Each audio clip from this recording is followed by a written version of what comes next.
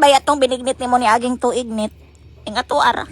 Sakto ra madi ang timpla. Sa ako okay naman. Murag, Okay na ang lasa sa timpla. sakto-sakto na siya, pero mas naa siya'y lasa o murag, na siya murag, gamay lang yun, halag tuldok lang yun nakaaslom. Pwede Murag, din mas ganahan ko pag anak ko, murag, na siya kaaslom gamay, pero aslom na No. tamis na sakto lang. Diba? Oh, diba, Madi. Madi? Okay, so ato siya adan o Sa man.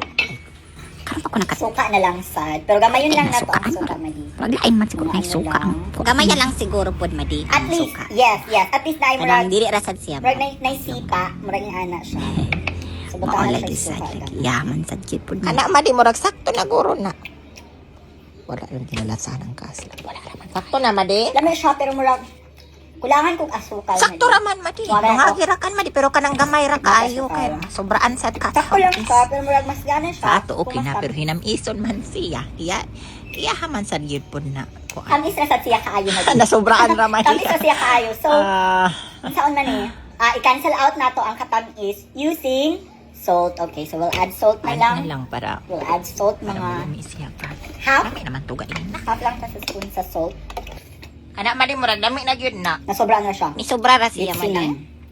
Need na to siya Ano bitsinan. na Gamay lang yun. Gamay lang Ano mali. lang. Para lang makuha na balanse yun ang yahan. Basin makuan ba mal